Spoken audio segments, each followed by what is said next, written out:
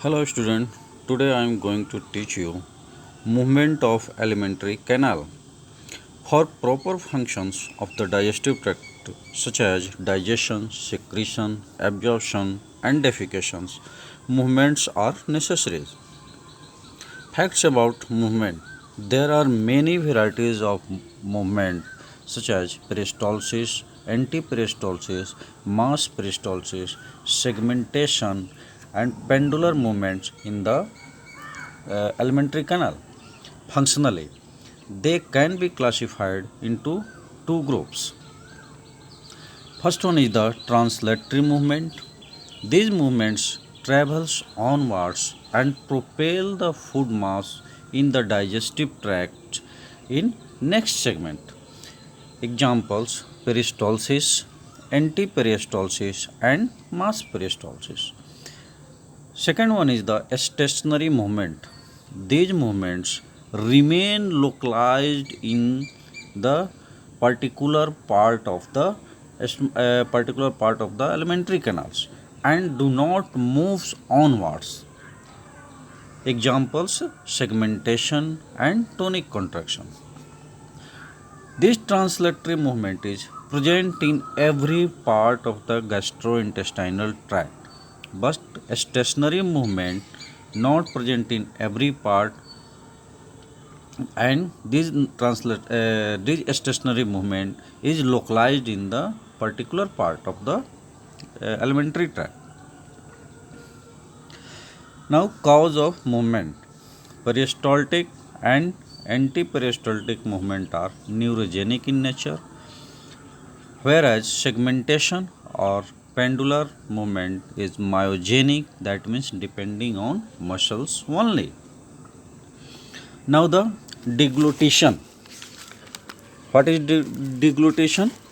Deglutition is the reflex response controlled via vagus nerves, and its center is located in the medulla oblongata. Means deglutition or swallowing is probably a reflex phenomenon. The swallowing center in the medulla evoke the complete acts of swallowing by discharge through 6 nuclei and the motor neurons. These reflex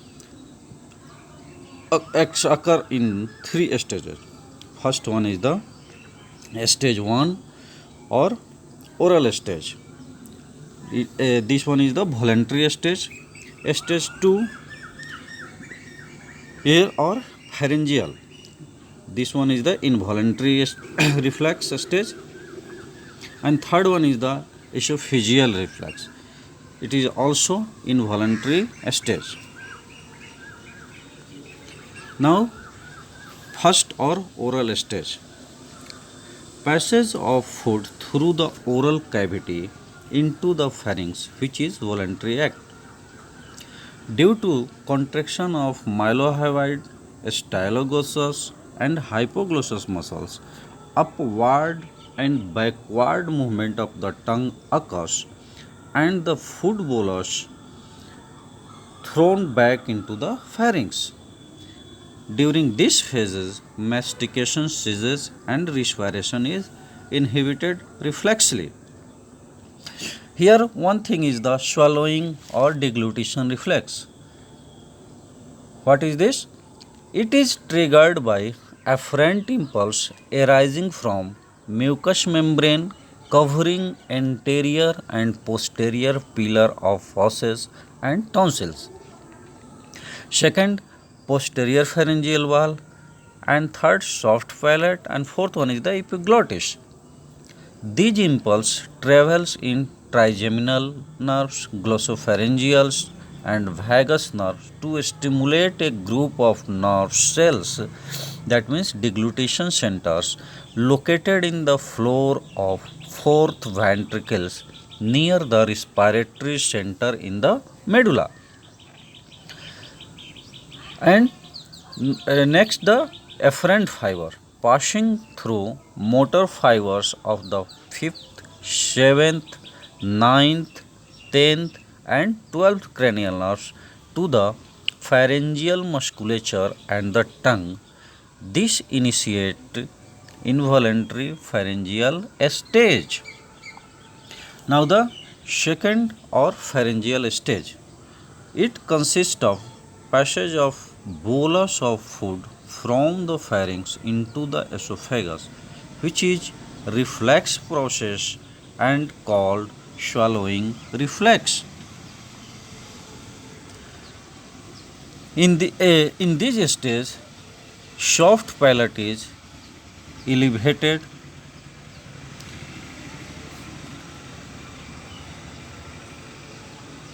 In this stage, soft palate is elevated and thrown against posterior pharyngeal wall to close off the nasal cavity. This prevents the food from entering the nasal cavity. Next, the larynx rises with the elevation of the hyoid bone. Vocal cord are approximated and breathing is momentarily inhibited, that is called the deglutition apnea. Epiglottis guards the laryngeal opening until bolus reaches the esophagus. Aspiration of food into larynx is also prevented by associated reflex apnea. Posterior pillar of Fauches, that means the palatopharyngeal folds, approximate to shut off the mouth cavity, and cricopharyngeal muscles briefly relax and bolus enter into the upper esophagus. Then cricopharyngeal muscles contract and vocal cord open to allow resumption of the rhythmic breathing. Now, third or esophageal stage. It consists of passage of bolus through the pharyngo-esophageal junction, body of esophagus, and the esophagogastric junction. The terminal part of the second stage and the upper part of third stage cannot be differentiated because both are same. Now the upper esophageal sphincter. Upper esophageal sphincter is 4 cm in length and covering upper end of the esophagus. It possesses high resting tone and is completely under the control of vagus nerve. It is normally closed and preventing swallowing of air during the respiration. It opens reflexively for 0.2 to 0.3 seconds after the beginning of swallow and remains open for 0.5 to 1 second and permitting the bolus to enter the body of the esophagus. Now, the lower esophageal sphincter or cardiac sphincter. The last 2.5 cm of esophagus is sphincteric in action. At rest, lower sphincter is in a state of tone and its walls are tightly closed. Its activity is regulated by 10th cranial nerves and swallowing or distension of esophagus with food causes reflex relaxation of the lower esophageal sphincter. Now, the reflex is mediated via 10th cranial nerves and mesenteric plexus that secrete nitric oxide and the vasoactive intestinal peptides.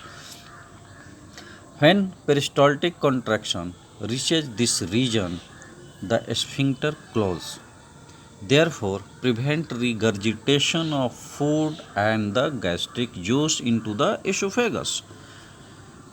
Gastrin released by gastric mucosa increases the tone of sphincter, whereas a secretin decreases the tone. Now the type of esophageal peristalsis. There are two types of the esophageal peristalsis. First one is the primary and second one is the secondary. Swallowing or local stimulation of esophagus at any level causes development of peristalsis. It consists of lumen obliterating contraction 4 to 8 cm in length, which moves down at a speed of 2 to 4 cm per second. The strength of peristaltic contraction is proportional to the size of the bolus entering into the esophagus. Means more size of the bolus, more strength of the contraction will occur.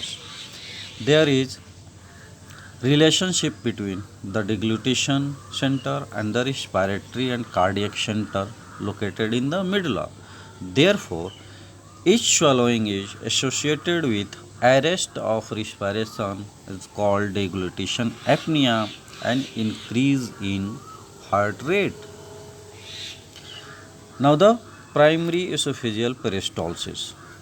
It is initiated by swallowing and begins when food passes into the esophagus from the pharyngeal cavity.